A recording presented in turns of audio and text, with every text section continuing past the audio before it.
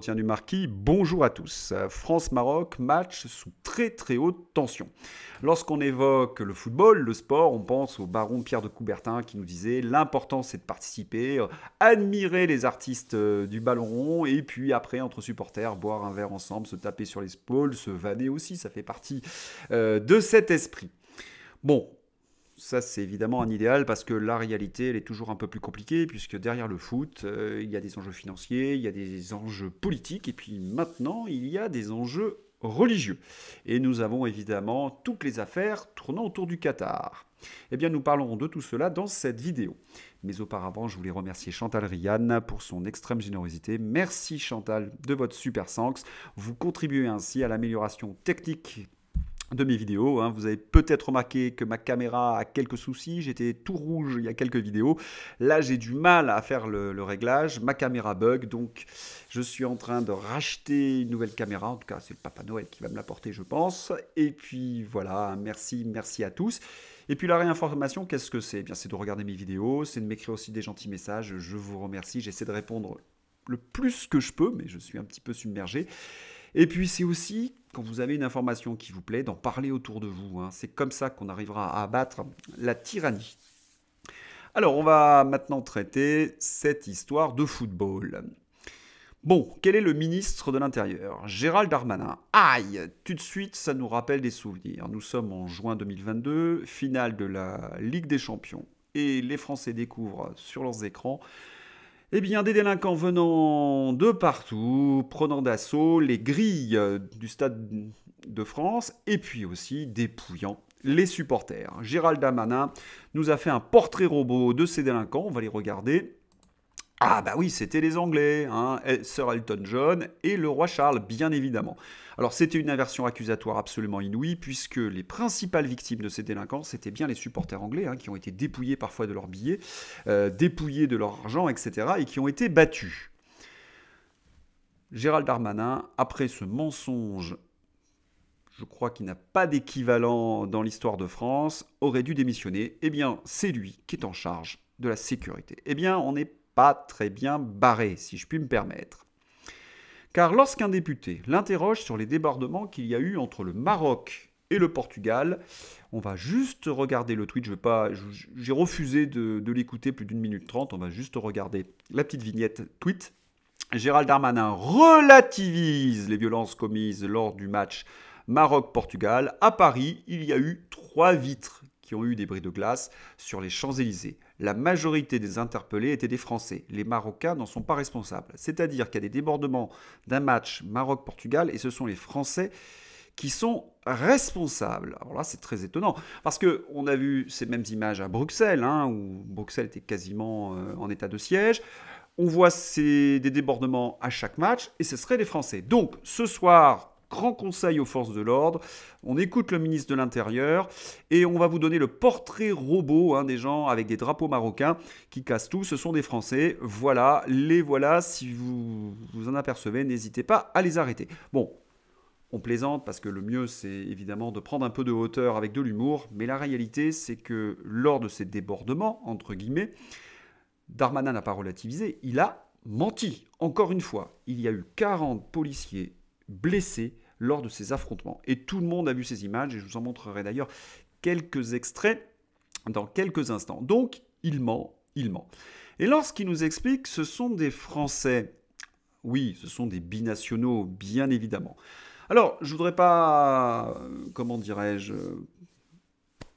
stigmatiser le peuple marocain. J'ai beaucoup d'amis, notamment dans la diplomatie, parce que à Sydney, je connais beaucoup de diplomates marocains, etc.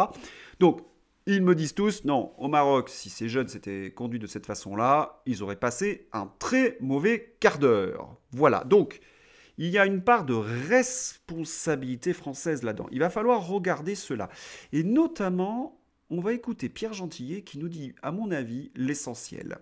Allez, on écoute Pierre. On le sait, et ça fait des années, et c'est vrai que c'est une minorité. Ce qu'il faut dire aussi, j'y pensais tout à l'heure parce qu'on en parlait justement, la question de savoir c'est pourquoi est-ce que ça se reproduit. Après tout, on pourrait dire c'est pas ces histoires de débordement, c'est pas propre. Par exemple, au Marche France-Maroc, on sait que quand il y a une soirée de fête, vous parlez je crois du 31 décembre, on sait que le 31 décembre, personne ne va sur les Champs-Élysées après 22 heures ou de toute manière la nuit. Pourquoi ? Il faut se poser la question, et j'essaie d'apporter un début de réponse. Il y a un film qui est sorti en 2013, qui s'appelle American Nightmare. Je ne sais pas si vous l'avez vu, je vous invite à le regarder, il est très intéressant. Ce film raconte l'histoire d'une société totalement pacifiée, à l'exception d'une journée. Une seule journée où on peut tuer absolument tout le monde. Des fouloirs. Et vous avez des riches qui se barricadent, des fouloirs. Et le parallèle que je fais avec ce film, tout à fait très intéressant, c'est de dire que justement, comme depuis des années, on a laissé faire, comme on a une impunité pénale, parce que les gens, là, il y a eu 74 interpellations, j'attends de voir combien vont être condamnés. Eh bien, évidemment, s'instaure une forme d'habitude.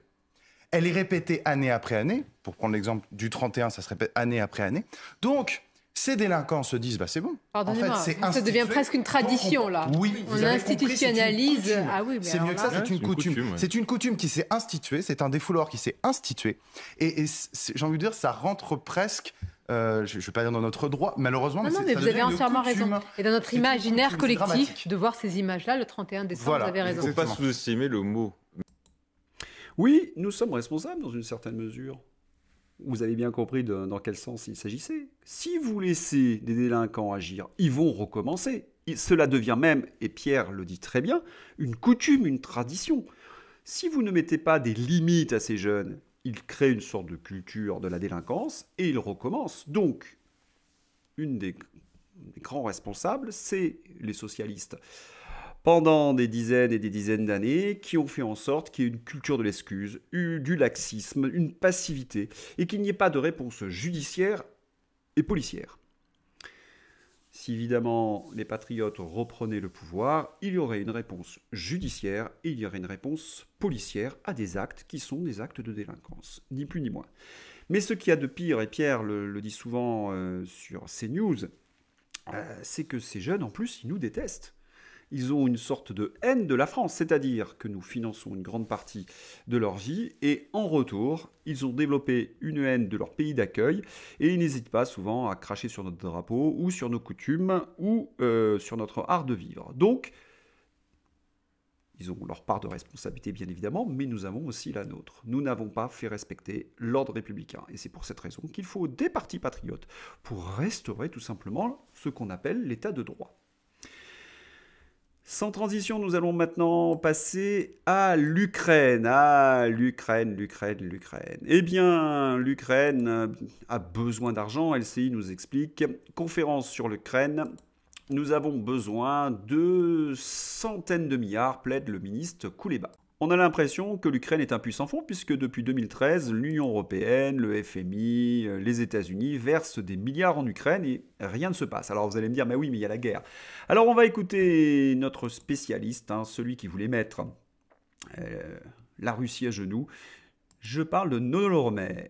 Destruction des hôpitaux, des habitations, des écoles, des usines. Tout est fait pour faire souffrir le peuple.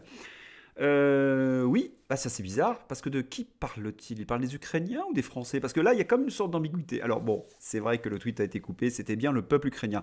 Mais lorsque l'on regarde cela, bien, destruction des hôpitaux, des habitations, des écoles, des usines, tout est fait pour faire souffrir le peuple. Et oui, c'est Emmanuel Macron. C'est Emmanuel Macron qui a choisi d'ailleurs Zelensky, donc qui a accru la souffrance du peuple français, puisqu'il y a des tensions sur les marchés énergétiques. Nous commercions avec la Russie et cela faisait énormément de bien à notre commerce extérieur. Eh bien, tout ça, c'est terminé. Et en échange, qu'est-ce que nous avons ? Eh bien, nous sommes obligés de sortir notre carnet de chèques dans un pays qui nous réclame toujours plus. Et d'ailleurs, on se pose la question, mais où est l'argent qu'on leur donne ? Si vous avez des générateurs, des groupes électrogènes, donnez-les-nous, ce que dit Olena Zelensky. Alors, nous avons peut-être une solution. Et nous allons écouter d'ailleurs une intervention qui fait du bien, parce que ce que dit le monsieur, que vous allez voir, nous répétons la même chose sur cette chaîne depuis des mois. Écoutons-le.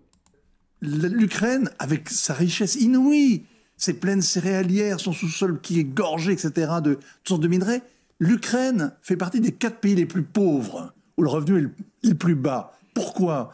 Parce que c'est un pays abominablement corrompu. Ah oui. Abominablement corrompu. Monsieur Zelensky s'est fait élire en étant le champion de la lutte contre la corruption. En réalité, les Panama Papers nous ont révélé qu'il était d'accointance avec les oligarques pour des montages complètement véreux dans des paradis tropicaux pour mettre sa fortune à l'abri.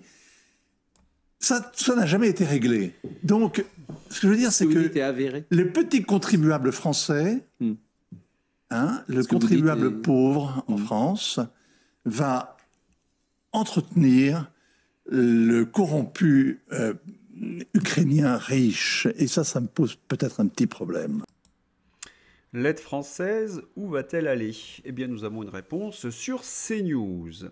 D'autant plus que nous apprenons, et ça c'est une nouvelle que je vous ai donnée plusieurs fois, et ça a l'air de se préciser. Alors certains pensaient que c'était début décembre, guerre en Ukraine en direct, Kiev anticipe une reprise de l'offensive russe au début de l'année 2023. C'est-à-dire que en ce moment, en Donbass, l'armée russe est repassée à l'offensive et manifestement, la ville de Bakhmout va tomber. Donc, l'Ukraine est dans une situation très difficile. Il suffit d'ailleurs de regarder les manchettes de vos journaux. On parle de plus en plus de paix. Ça va même jusqu'à Biden, qui évoque la paix en janvier ou en février 2023. Alors, lors de la conférence entre Zelensky, par visioconférence d'ailleurs, on a évoqué la paix et les Russes ont refusé les propositions d'Ukraine qui consistaient ni plus ni moins à une capitulation de la Russie. C'était tout simplement grotesque. C'est encore une agitation ukrainienne, mais comme je vous l'ai dit, il y a des négociations en coulisses. Et si l'armée russe met le dernier coup de boutoir, à mon avis, nous aurons peut-être la paix en Ukraine en 2023. Il va se passer beaucoup de choses en 2023. Ça me paraît assez évident. Je vous annonce ce genre de choses depuis après 4-5 mois, mais cela se précise. Car on a aussi appris quelque chose d'assez étonnant, puisqu'on parlait de Qatar et de foot. Vous avez vu donc Eva Kaili qui a été arrêtée des montagnes de billets. Ursula von der Leyen a été interrogée sur la vice-présidente, cette fois-ci, de la Commission européenne. Alors on va lire cet article parce qu'il est très intéressant.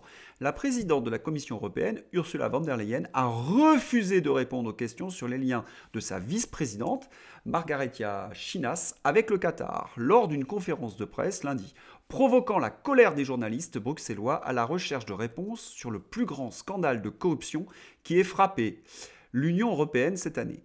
Le commissaire grec a représenté l'Union européenne lors de la cérémonie d'ouverture de la Coupe du Monde le mois dernier et a été critiqué par les eurodéputés pour ses tweets ces derniers mois faisant l'éloge des réformes du travail au Qatar. Comme Eva Kaili. Alors, on comprend bien dans ces conditions qu'il y a de forts soupçons de corruption de la vice-présidente. Évidemment, quand vous faites l'éloge des conditions de travail au Qatar, c'est que manifestement, vous avez des liens avec le Qatar. Donc, il y a tout un arrière-fond sur cette Coupe du Monde qui est absolument étonnant. Et quand je vous parlais qu'il y avait aussi des liens religieux, puisque certains estiment que c'est leur Dieu qui protège leur équipe. Donc, vous voyez qu'il y a des enjeux qui dépassent largement 22 joueurs qui poussent un ballon sur une pelouse. En tout cas, on espère que toute la vérité soit faite sur cette histoire. Von der Leyen a des soucis avec le Covid, on le sait, avec ses SMS. Von der Leyen est critiquée pour sa position pro-ukrainienne. Et vous retrouvez Emmanuel Macron exactement dans la même situation. Alors, Emmanuel Macron, il s'agite, il sera ce soir dans les tribunes, et c'est à mon avis ce qui va gâcher la fête de beaucoup de Français, c'est de voir sa bobine. Et on comprend bien qu'il cherche le moindre petit espace de communication pour être vu et entendu, parce qu'il est dans une situation dramatique. Car les accusations qui sont portées contre lui aujourd'hui, elles sont d'une gravité, et notamment on va écouter ce monsieur. J'en avais entendu parler, mais j'avais pas vu la vidéo. C'est vraiment une erreur de ma part parce que c'est passionnant ce que dit ce monsieur sur CNews. Que l'Allemagne est un pays entouré de pays amis.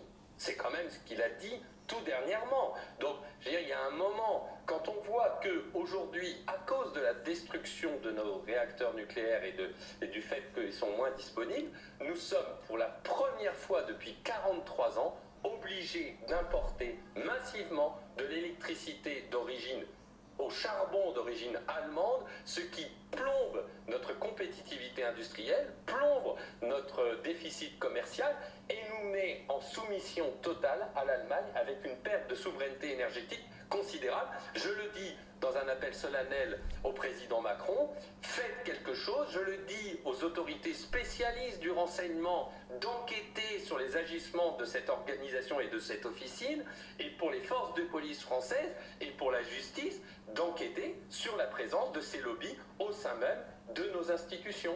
Véronique Jacquier. Le projet Astrid qui avait été décidé en 2018 a été abandonné. Vous pouvez nous dire pourquoi? Est-ce qu'il y a eu des pressions de la part de l'Allemagne? D'abord, qu'est-ce qu'il y avait dans ce projet Astrid, évidemment, pour la suite, hein, pour la promotion du nucléaire en France? Et puis, quid du lobby des éoliennes? Parce que si on vous écoute bien, derrière tout ça, il y a aussi un lobby des éoliennes. Mais c'est le même, le lobby antinucléaire et le lobby des éoliennes. Pour ce qui est d'Astrid, Astrid était la reprise de Superphénix. Voilà, c'est-à-dire les réacteurs en neutrons rapides qui mangent les déchets nucléaires, on le relançait. C'est-à-dire, et là, Emmanuel Macron, contre toute attente, a supprimé le projet. On avait déjà dépensé 500 millions d'euros. Et qui a repris Astrid? Eh bien, c'est Bill Gates. Bill Gates qui vient de recevoir plusieurs milliards de dollars du département à l'énergie américain pour lancer un réacteur à neutrons rapides mangeur de déchets nucléaires, la technologie pour laquelle nous avions 30 ans d'avance et qui aurait permis, et ça c'est l'Office parlementaire des choix technologiques, d'assurer 1000... Voilà. Alors, je laisse de côté le lobby éolien. Ce qui est intéressant, c'est l'histoire d'Astrid. C'est-à-dire que Emmanuel Macron a arrêté Astrid, qui a donné... Normalement, c'est un programme qui permettait à la France d'avoir 30 ans d'avance. Et aujourd'hui, on apprend que les Américains, évidemment, et ça je l'ai lu hier dans les journaux, ils sont capables maintenant de maîtriser cette technologie. Oulouloulou, l'accusation est extrêmement grave. Après Alstom, maintenant Astrid, Fessenheim, le dossier devient très lourd pour Emmanuel Macron. Et puis, bon, il faut ajouter McKinsey, etc. Le dossier est extrêmement lourd. Et ce que je trouve très intéressant, parce que je connaissais cette information sur l'arrêt d'Astrid et certains avaient dit des choses très pertinentes à ce moment-là, mais ce qui est vraiment très intéressant dans cette séquence, c'est que cela passe à la télévision. C'est-à-dire qu'il y a des gens maintenant qui passent à l'attaque. Un journaliste, hein, vous savez, c'est un peu la voix de son maître. Donc, si vous avez ce genre de personnes sur les plateaux, c'est que manifestement, il se passe des choses aussi en coulisses en France et il y a des gens qui veulent véritablement que Macron parte. Et c'est pour cette raison qu'il nous fait une petite dépression, notre Macroné. Allez, si vous avez aimé cette vidéo, n'hésitez pas à la liker, à diffuser sur les réseaux sociaux et puis à bientôt pour un nouvel entretien. Bye bye.